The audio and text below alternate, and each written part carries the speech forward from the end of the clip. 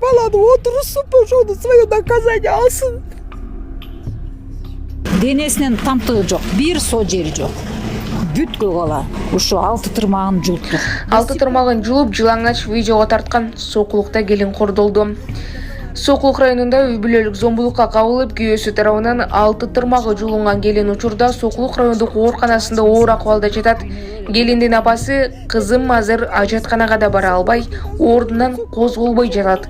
Күйөөсү тиешелүү жазасын алсын деп окуя боюнча төмөнкүлөрдү айтып берди. Последнее время угуп калдык да, арак ичет депчи. Со кейпимен келип эч ким сабабайт го. 3:30 келсем, уже кызым жатыптыр, вся такая изувеченная, вся вот побитая. Көрсөңөр эми эки көзү жабылып, момундай шишик көк мурдун сындырыптыр.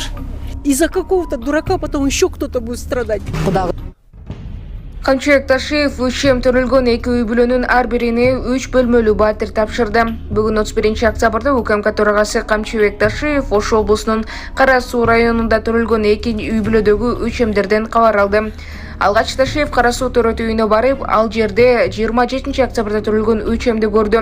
Өлчөмдүн ата-энеси Мырза Кыргызбаев жана Ажаткан Кыргызбаеванын үй бүлөсүнө өлкө башчысы Садыр Жапаровдун атынан 500 000 сом акчалай белек жана алгач УКМК кызматкерлери үчүн делип курулган Ош шаарынан 3 бөлмөлүү жаңы батирдин тийиштүү документтерин тапшырды.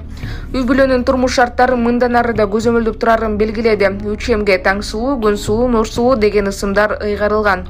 Абалдары жакшы. Андан соң Камчыбек Ташиев Кара Суу районундагы дагы бир өлчөмдүү болгон Жоош айылындагы Мирлан Дастануулу жана Нуриза Алмазбек кызынын үй бүлөсүнө барды.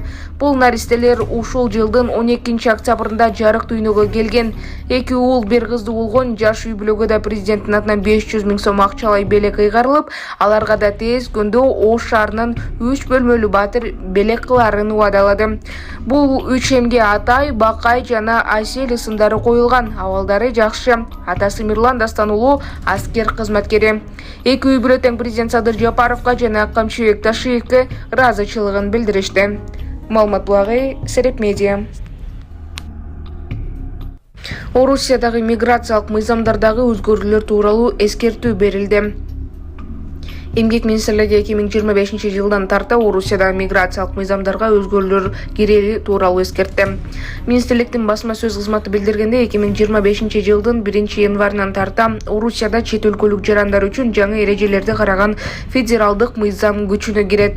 Жаңы киргизүүлөргө ылайык чет өлкөлүк жарандар Орусиянын аймагында уруксат берүүчү документтери жок календардык жылдын ичинде 90 суткадан ашык жүрө алышпайт. Көрсөтүлгөн мөөнөт Орусиянын мыйзамдарына каралган негиздер боюнча ошол учурда узартылышы мүмкүн.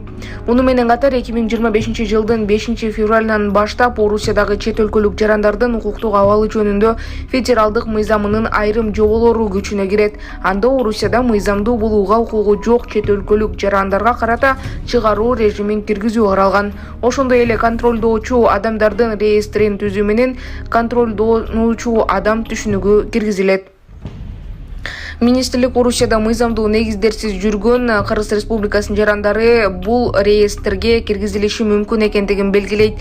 Реестрге киргизилген адамдардын транспорт каражаттарын башкаруу, айдоочулук күбөлүк алуу, кыймылсыз мүлктү сатып алуу же ажыратуу, жеке ишкер катары катталуу, никеге туруу, акча которуу жана башка мүмкүнчүлүктөрдү чектелүү болот. Ушуга байланыштуу министрлик Кыргыз Республикасынын жарандарынан өзүнүн облусуна болгон бардык кемчиликтерди четтетүүнү жана Россия Федерациясынын аймагында ыңгайлуу болуу үчүн көрсөтүлгөн жаңылыктар менен кунт коюп таанышууну өтүнөт. Маалымат булагы Сереп Медиа. Ошто күчү 4 балга жеткен жер титирөө атталды. Сейсмология институтунун такталган маалыматына ылайык, бүгүн 31 октябрда саат 16:02 Кыргызстандын аймагында күчү 4 балга жеткен жер титирөө катталды. Жер титирөө Ош облусунун Алай районундагы Бордоо айылында 2,5 балга, Каракендик айылынан 8 чакырым түштүк батышта, Бордоо айылынан 20 чакырым түндүк чыгышта, Ош шаарынан 110 чакырым түштүк чыгышта чейин сезилген. Алдын ала маалымат боюнча жер титирөөдөн жабыркагандар жана кыйроолор катталган жок. Маалымат булагы Сереп Медиа. Бишкектеги номер 23 мектеп жабылды.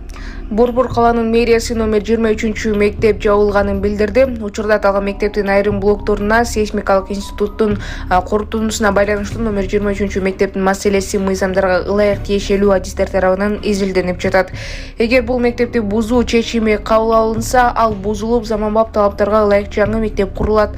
Окуучулардын өзгөлтүксүз билим алуусун уюштуруу максатында күзгү каникул аяктагандан кийин окуучуларды башка мектептерге бөлүштүрүү иштери жүргүзүлөт деп айтылат маалыматта. Маалымат булагы Сереп Медиа. Айдоочулардын эсине Буум Капчыгайындагы жол мал менен жабылып жатат. Буум Капчыгайынын айрым бөлүгү жабык. Бул тууралуу ИИМдин жол кыймылын коопсуздугун камсыздоо башкармалыгынан билдиришти. Бишкек Нарын Торгарт унаа жолунун 129-чакырымынан тартып 130-чакырымына чейинки аралыгындагы таш түшүрүү иштери жүргүзүлүп жаткандыгына байланыштуу 15:00 чейин унаалар үчүн жол мал менен жабылып, ачылып турат. Айдоочуларды түшүнүү менен кабыл алып, жолго чыгаарда алдын ала мерчемдөөгө чакырабыз. Маалымат булагы Сереп Медиа.